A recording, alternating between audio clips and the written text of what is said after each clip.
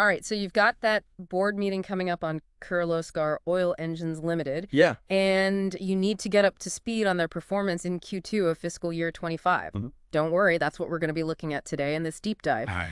We've got a lot of material to go through. Yep. We've got the press release announcing the results. Yeah. We've got the detailed financial statements, both standalone and consolidated. Yeah. And a pretty slick investor presentation. Awesome. Our mission is to cut through all the noise Yep. and give you the key insights that you need to really impress. All right. Sounds good. Let's kick things off with a big number that really sets the stage. Sure. Kirloskar Oil Engines Ltd, or KOEL, Mm-hmm. has achieved revenue exceeding 1,000 crore Wow. for 9 consecutive quarters. 9 quarters in a row. Yeah. That's impressive. That's consistency you don't see every day. There you go. And looking at the first half of this fiscal year, Okay. revenue is up 9.3% year over year. That's great. Plus, they're sitting on a net cash position of 213 crore. Okay. That's got to be a good sign. It certainly suggests a strong financial foundation. Right. However, it is important to note Okay. that this net cash figure Mm-hmm. includes their treasury investments Okay. and excludes unclaimed dividends. Interesting. Yeah, so it does raise the question about Mm-hmm. how effectively they're managing their cash flow. Right. Thankfully, we've got those detailed financials to get a clearer picture. Let's unpack those financials, starting with their standalone performance. Okay. What jumps out to you right away?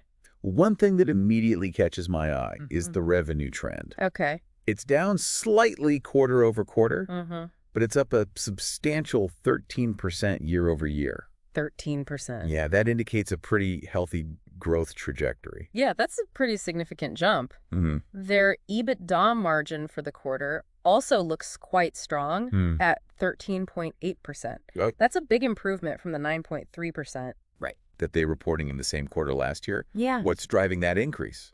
If we look closely at the statements, Okay. we'll find a significant reversal of a provision Whoa. for doubtful debts. Interesting. So they might be recovering some payments That's right. they had previously written off? Yeah, this kind of reversal can definitely boost profitability in the short term, Okay. which is something you might want to highlight in your board meeting. Ah, that's a crucial point to consider. Yep. And it looks like their PAT, or profit after tax, Right. is also up significantly, Okay. both for the quarter and the half-year mark. Yeah. But remember, raw figures don't always tell the whole story. Oh, that's true. Yeah. Numbers can be deceiving. That's where the investor presentation comes in. Okay. It provides valuable context, Got it. explaining the why behind the numbers, Okay. ready to connect those dots. Absolutely. Let's start by digging into their different business segments. For my board meeting prep, it would be really helpful to understand Right. which areas are performing well and where the potential challenges lie. They break their business down into 2 main segments, B2B and B2C. Okay, let's tackle B2B first. What's the story there? All right. So on the B2B side, we're looking at power generation, Okay. industrial distribution, and aftermarket. Gotcha. And here's a highlight that's sure to be a talking point in your meeting. Okay. B2B just had its highest ever second quarter revenue, Wow. reaching 1,075 crore. 1,075 crore. Yep. And every single business line within B2B showed growth. Wow, that's remarkable. Yeah. But I'm guessing there might be some nuances within those numbers. You're right to be cautious. Okay. While the overall B2B performance is impressive, there are some internal factors to consider. Okay. For instance, the Indian power generation market is still adjusting to the new CPCB IV plus emission standards. The ever-present challenge of regulatory changes. It's always something. And that's putting some pressure on their performance in that specific area. Makes sense, but it sounds like they're more than making up for it in other areas. Indeed. Okay. International B2B sales Okay. are showing very strong growth, Wait. particularly for their industrial and firefighting products. Okay. This suggests that KOEL is effectively navigating the dynamics of the global market, Okay. which could be a key strength to emphasize in your meeting. That's valuable insight. Okay. Let's shift gears and talk about their B2C segment. Sure. What does that encompass and Yeah. how are they performing there? So B2C includes water management solutions, Okay. primarily pumps, Gotcha. farm mechanization, Uh-huh. and a portion of their international business. All right. And how are these areas stacking up against the robust performance that we Okay. saw in B2B? Well, this is where we see a bit of a different story. Oh, okay. The B2C segment actually experienced a decrease in sales year over year. Really? Yeah. That's surprising given their overall positive performance. It's behind that dip. The investor presentation shed some light on the situation. Okay. It appears they're facing some production challenges stemming from a planned plant transition. So there's a strategic reason for the decline. Precisely. One of their subsidiaries, LGM, Okay. has been consolidating 5 manufacturing units Wow. into a brand new state-of-the-art facility. So they're really upping their game Yeah. with their production. Yes, and this transition has likely caused some temporary disruptions, impacting production and consequently sales. Right. Interesting. So it seems that sometimes a dip in performance can actually be a sign of positive long-term strategic moves. Exactly. It's all about understanding the context behind the numbers. Right. Now, there's one more segment I Okay. think you'll find particularly interesting, Right. especially as you prepare for your board meeting. Okay. Hit me. Financial services. Financial services. Yes. That's not something I would have immediately associated with KOEL. Tell me more. It might come as a surprise, Yeah. but KOEL does indeed have a financial services arm. Really? Yeah. It's managed through a subsidiary called AFHPL. Okay. And here's the kicker. Okay. This segment has been delivering exceptional results. Really? What kind of performance are we talking about? We're talking about a 54% year-over-year increase in revenue. 54%. And a 58% jump in PADI. Those are some impressive numbers. Yeah, it sounds like this financial services segment Yeah. might be a hidden gem within KOEL's portfolio. Right. But I have a feeling there's more to this story. You're right to be inquisitive. Okay. If we dig into the consolidated financials, there's a detail a careful observer wouldn't want to miss. Let me guess, it involves a provision from the previous year being reversed. You're getting good at this. I'm learning from the best. Last year, they made a substantial provision for investments in alternative investment funds due to regulatory changes. Right. Now that provision is being reversed, which is contributing to those eye-catching profit figures. I see. So it's crucial to understand these underlying factors to get a true picture of their performance. Absolutely. So they're making strategic investments, navigating regulatory shifts, and even expanding into new areas like financial services. It seems so. It sounds like KOEL is a company in motion. It does. But what about their long-term vision? Right. Where are they headed in the next few years? They've laid out a bold plan they call the 2B2B strategy. 2B2B strategy. Yeah, and it's all about ambitious growth. Okay, now you've got my attention. Tell me more about this 2B2B strategy. All right, so their target is to reach $2 billion in revenue. $2 billion? Yeah, within the next 5 years. Okay. That's a significant jump from their current position, and it requires a clear roadmap for expansion and diversification. That sounds like a challenge. It is. What are the key elements of their roadmap? All right, so their strategy is multifaceted. Oh, okay. One of their key initiatives is to expand their presence in the defense and rail sectors. That makes sense. Their expertise in engines and power solutions aligns well with the needs of those industries. Exactly. And they're also aiming to increase their international market share, building on their recent success in the industrial and firefighting product categories. Yeah, and despite the current challenges, they're not giving up on their B2C segment. They're committed to completing their product portfolio and regaining lost ground in the water management and farm mechanization markets. So they're pursuing a combination of organic growth in existing markets and strategic expansion into new areas. That's right. It sounds like a well-rounded approach. It does. But before we get too far ahead of ourselves, let's go back to the numbers and take a closer look at some of the specific details of their financial performance. Sounds good. Those insights will be invaluable as I prepare for my board meeting. Let's do it. All right. In Q2 FY25, their standalone sales increased by 13% year over year, reaching 11,184 crore. That's a healthy growth rate. It is. But I'm also noticing that their EBITDA, their earnings before interest taxes, depreciation, and amortization, dipped a bit quarter over quarter, down by 17%. That's true, but it's important to look at the bigger picture. For the entire first half of FY25, their EBITDA is actually up a very respectable 43%, reaching 362.6 crore. That's good.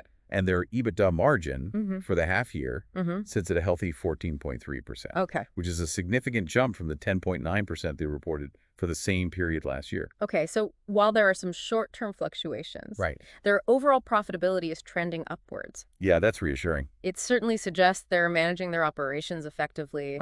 And this positive trend is also reflected in their PATI, their profit after tax. For the first half of the fiscal year, it's up a solid 52% year over year, reaching 245.8 crore. Nice. Those are some impressive numbers. They are. But let's go beyond the headlines and delve into their profit and loss statement. Okay. What are some of the finer details that might impact my understanding of their performance? One item that stands out is the 7% increase in their raw material costs compared to the same quarter last year. So their input costs are going up. Yeah, this indicates some pressure on their input costs. Okay. Which is something to monitor going forward. Right. Rising input costs can eat into profits. It can. If not carefully managed. Absolute. What about employee costs? Okay.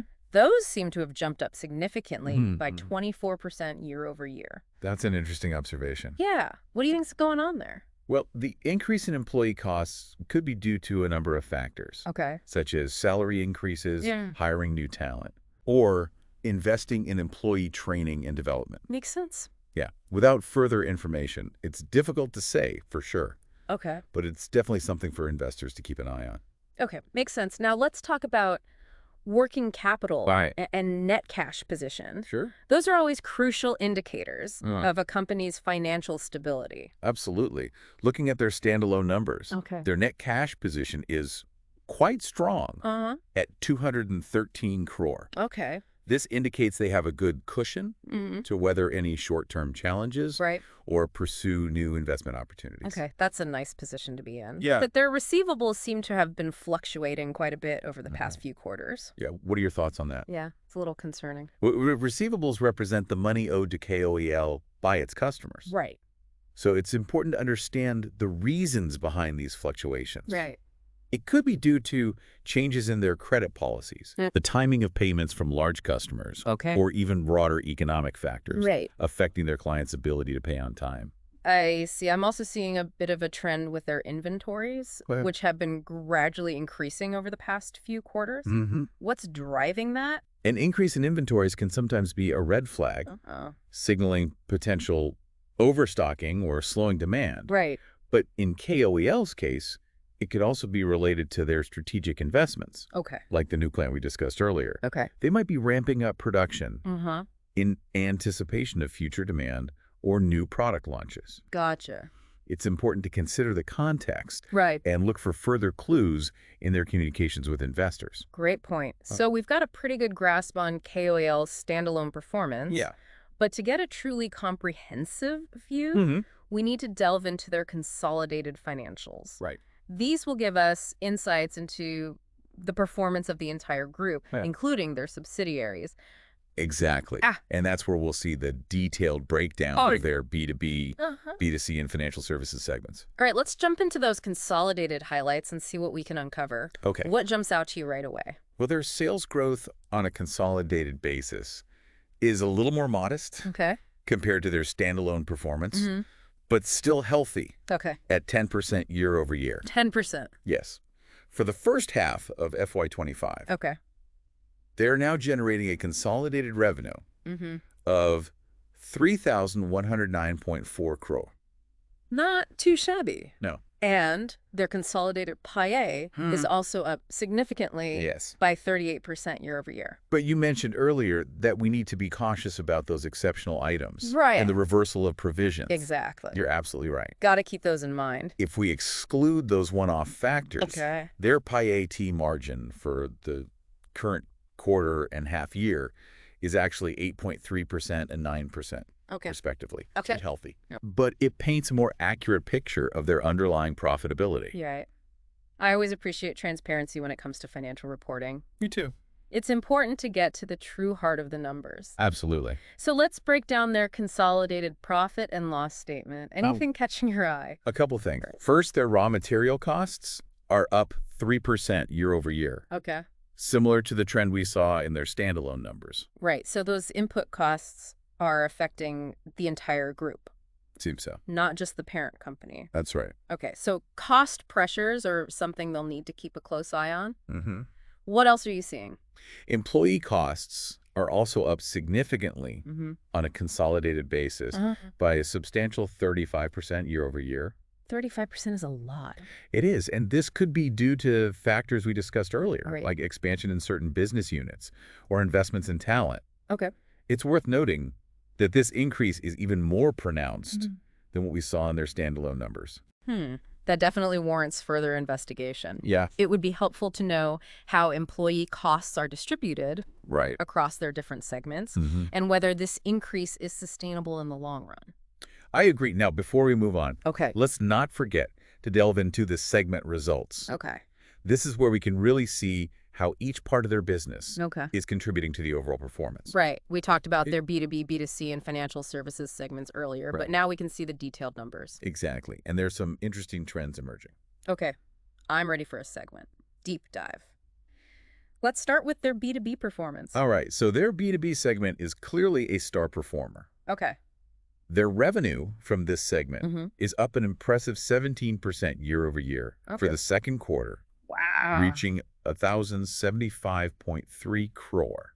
17% growth. That's fantastic. It is. And their profit before exceptional items, tax, and interest from this segment is up a whopping 77%. Wow, B2B is clearly driving a lot of their success. It is, but let's not forget that we discussed earlier how the Indian market is still adapting to the new CPCB IV plus emissions standards, which is affecting their power generation business within B2B. That's an important point. It makes their overall B2B growth even more impressive, demonstrating their ability to overcome challenges and capitalize on opportunities. So what's fueling this B2B success story? Well, their international B2B sales are doing exceptionally well. Okay. Particularly in industrial and firefighting products. So that global reach is really helping. Yeah, and domestically, they're seeing strong demand from construction and infrastructure sectors. So that would be driving their industrial engine sales. It is, and they've also got a robust order book.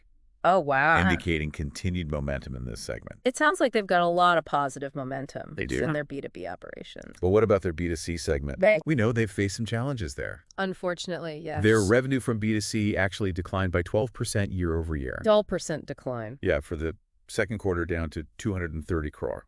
That's a significant setback. It is. It seems that plant transition is having a real impact on their bottom line.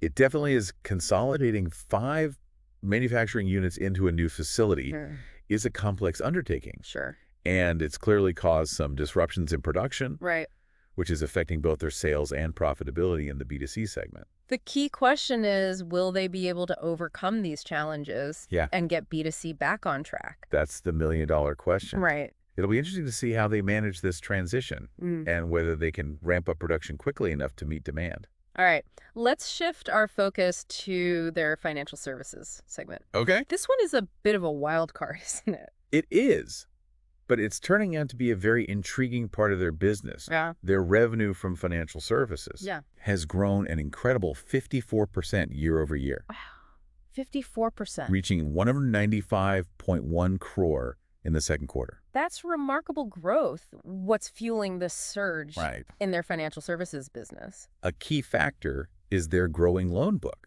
which is up to 6,284 crore as of September 30th. Okay. They're also seeing strong performance in their investment advisory services. That diversification is smart. It's worth noting, though, that this segment is relatively new. And still evolving. So it'll be fascinating to see how it develops in the coming years. Okay, so we've got a high-performing B2B segment, a struggling B2C segment facing production challenges, and a rapidly growing financial services segment with a lot of potential. It's a mixed bag. It is. But overall, their consolidated financials still look pretty solid. Agreed. They've got a strong net cash position, a healthy EBITDA margin, and a clear strategy for growth. Of course, there are challenges to address. Particularly in their B2C segment.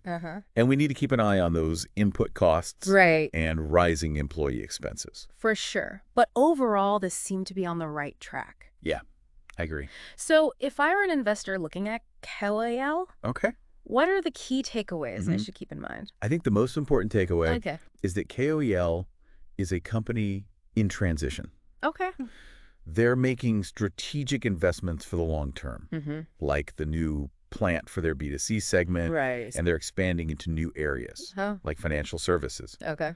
This means there will be some short-term bumps along the way, but if they execute their strategy effectively, they have the potential to achieve significant growth in the coming years.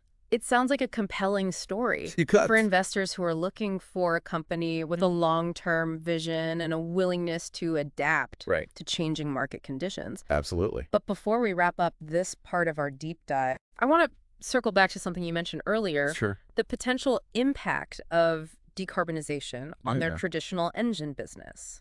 That's a crucial point to consider. Right. As the world moves towards cleaner energy sources, companies like KOEL, which rely heavily on traditional internal combustion engine technology, will need to adapt. What steps are they taking to address this challenge? Are they simply hoping for the best? Well, they're definitely not standing still. Okay. They're already taking steps in this direction by expanding into new areas like electric pumps. That's encouraging. Are they exploring any other avenues for diversification or innovation? Yes. They're also exploring opportunities in defense and rail, where their engineering expertise can be applied to new technologies. So they're actively seeking ways to leverage their existing strengths in new and evolving markets. That's right. But the big question remains, will these efforts be enough to keep them competitive in a rapidly changing world? That's the question that will ultimately determine their long-term success. Yeah. They're facing a significant challenge, but they're also demonstrating a willingness to adapt and evolve. It's a fascinating case study in how companies can navigate the complexities of a changing global landscape. Yeah, we'll have to keep a close eye on their progress. Absolutely. Their journey will be one to watch. It will. But for now, let's take a break. Okay. And come back to explore some additional aspects of their financial performance. Sounds good. And strategic outlook. All right. There's still much to uncover. Looking forward to it. Okay, so we're back. And ready to continue our deep dive into Kirloskar Oil Engines Ltd's Q2 FY25 performance. Yep. You know, we want to make sure you've got all the information you need to really impress at that board meeting coming up. Excellent point. You've covered a lot of ground already. Yeah. You know, exploring their overall performance and their strategic initiatives. Right. Now let's shift gears and focus on some of the specifics within their consolidated financials. Sounds good. Sometimes those finer points can reveal crucial insights. Exactly. That might be missed in a broader overview. Right. For example, we talked about their B2B, B2C, and financial services segments. Right. Now let's actually dive into the numbers and see how each segment is actually contributing to the overall picture. All right. Let's start with B2B, their star performer. Okay. What are the key takeaways from their consolidated results in that segment? Well, as we mentioned earlier, their B2B segment is firing on all cylinders. Right. For the second quarter, their revenue from B2B operations surged by an impressive 17% year over year. Wow. Reaching 1,075.3 crore. That's remarkable, especially considering the challenges that they're facing in the Indian power generation market due to those new emission standards. Absolutely. It speaks to their ability to adapt and find growth opportunities, even in challenging environments. And here's another figure that highlights their B2B success. Their profit before exceptional items, tax and interest from this segment, soared by a whopping 77%. Wow, that's a significant jump. It is what's driving this impressive profitability in their B2B operations. A couple of factors are contributing to their success. First, their international B2B sales are performing exceptionally well, particularly for their industrial and firefighting products. So that global reach is clearly a major strength. It is. Makes sense. Expanding into international markets can provide diversification and reduce reliance on any single region. Exactly. But what about their domestic performance within B2B? Domestically, they're benefiting from robust demand from the construction and infrastructure sectors. Which is good for industrial engine sales. It is. That's a good sign. It indicates that they're well positioned to capitalize on India's ongoing development and growth. Anything else contributing to their B2B momentum? They've also got a very healthy order book. Oh, wow. Which suggests that this positive trend is likely to continue. Okay, so it sounds like their B2B operations are in a very strong position. They are, yeah. We can't forget about their B2C segment, right, which, as we discussed earlier, is facing some headwinds. Yeah. What does the detailed breakdown reveal about their B2C performance? Unfortunately, the news isn't as positive on the B2C front. Okay. Their revenue from B2C actually declined by 12% year over year. 12%? Yeah, for the second quarter. Okay. Falling to 230 crore. That's a significant drop. It is. And I'm guessing their profitability in this segment also took a hit? You're right. Okay. Their profit before exceptional items, tax, and interest from the B2C segment actually swung to a loss of 5.9 crore. That's a tough pill to swallow. It is. It seems that the challenges associated with their plant transition are having a real impact on their B2C operations. No doubt about it. Consolidating manufacturing units is a complex undertaking. It is. And it's clearly causing disruptions in production, which is affecting both their sales and profitability in this segment. So the big question is, will they be able to overcome these challenges? And get their B2C segment back on track? That's the million-dollar question. The success of their B2C turnaround will depend on how quickly they can ramp up production at their new facility. And address any lingering issues that might be impacting their efficiency and output. It'll be interesting to see how they tackle this challenge. Now let's move on to their financial services segment, which has been a bright spot in their overall performance. It has. What insights can we glean from the consolidated numbers in this area? Their financial services segment continues to exceed expectations. Their revenue from this segment soared by an incredible 54% year over year. 54% again. Reaching 195.1 crore in the second quarter. That's phenomenal growth. It is. What's fueling this remarkable performance in their financial services business? Several factors are contributing to their success in this segment. One key driver is their rapidly growing loan book, which has reached 6,284 crore as of September 30th. That's a substantial increase. It is. It indicates they're successfully expanding their reach in the financial services market. Yeah. What else is contributing to their growth? Yeah, what else? They're also seeing strong performance in their investment advisory services. Okay, so really good diversification within their financial services portfolio. This diversification within their financial services portfolio is a smart move. Makes sense. Yeah, it reduces their reliance on any single product or service. Spreading their risk across different areas within financial services can help them weather any potential storms. Exactly. But it's important to remember that this segment is still relatively young.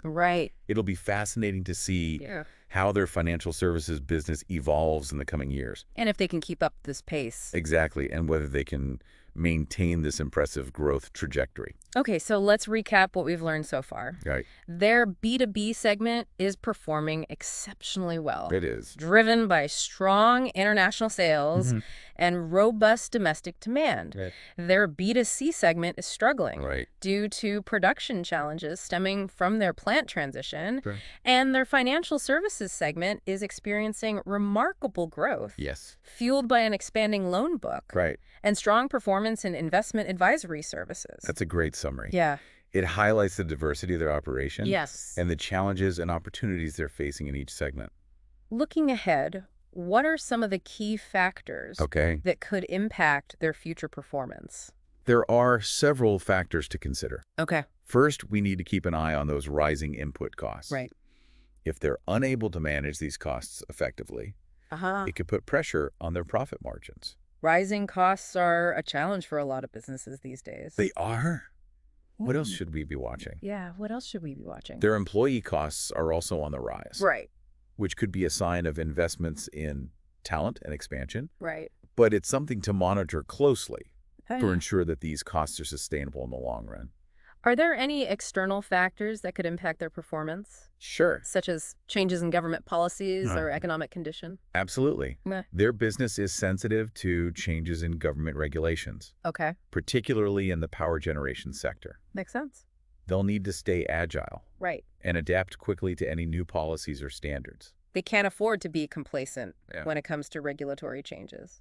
That's a crucial point. Yeah. Anything else on the external front? Yeah. That could affect their prospects. Yeah. The overall health of the global economy is another important factor. Right. A slowdown in global growth could impact demand for their products, particularly in their international markets. So they're facing a complex and ever-changing landscape with both internal and external challenges to navigate. Right, but they've also demonstrated resilience. They have. And an ability to adapt. Exactly. Their ability to execute their strategy, manage costs effectively, and stay ahead of the curve in terms of market trends, and regulatory changes will ultimately determine their long-term success. Absolutely. It'll be fascinating to see how they navigate these complexities. It will. And capitalize on the opportunities that lie ahead. Right. But for now, let's shift our focus back to their financial performance and explore some additional details that might be relevant for your board meeting preparation. Sounds good to me. Let's delve into those details and see what we can uncover. Okay, so we're back for the final part of our deep dive into Kirloskar Oil Engines Ltd's Q2 FY25 performance. Yep. We've looked at the numbers. We've gone through all the segments. Right. We've even talked about the long-term implications of decarbonization. Now with your big board meeting coming up, let's pull it all together and make sure you're ready to really impress with your insights. Sounds good. Let's connect the dots and see what this all means. Okay. Stepping back from the nitty-gritty details. What's the main story of Kirlo's journey over the past few years? Well, one thing that strikes me is their consistent drive for growth. Okay. Even when faced with headwinds. They've delivered strong revenue. Right. Surpassing 1,000 crore. 9 quarters in a row. For 9 consecutive quarters. That kind of track record demonstrates resilience and a deep understanding of their market. Right. And they've also shown an ability to adapt shifting conditions. Remember how they dealt with those new emissions standards in the Indian power generation market? Precisely. They're not afraid to make big decisions. Right. Like consolidating manufacturing units to boost efficiency. Even if it means some short-term disruption. Even if it does. Right. And they're strategically venturing into new growth areas. Like financial services, which is already paying off. Right. This brings up a crucial question for your board meeting prep. Okay, what's that? How do these strategic moves align with their ambitious 2B2B strategy? Okay, so their goal is to reach $2 billion in revenue in the next 5 years. It's a big one. That's audacious. What's the roadmap for getting there? So their roadmap is built on a multi-pronged approach. Combining expansion in existing markets with strategic forays into new high-growth sectors. So one key focus is their push into defense and rail. Exactly, leveraging their deep expertise in engines and power solutions. Right. Tapping into those core strengths. To capture new opportunities. What else is on the agenda? What else? They're also laser-focused on expanding their international footprint. Building on their recent wins. In industrial and firefighting products. And they haven't abandoned their B2C segment despite those production problems. Right. Completing their product portfolio and regaining traction in water management and farm mechanization remains a priority. So it's a blend of organic growth in existing markets and strategic expansion into new areas, a well-calculated balancing act. Exactly. This diversified approach creates a more resilient business model. Right. Less susceptible to shocks in any single market or segment. But as savvy board members, we can't ignore those questions we raised earlier. You're referring to the long-term viability of their financial services venture. Right, and the potential impact of decarbonization on their core engine business. Those are the wild cards. Right. That could dramatically reshape their trajectory, for better or worse. Exactly. So as we wrap up this deep dive, what's the final takeaway for our listener? The one key insight to really remember heading into that board meeting. KOEL is a company in motion.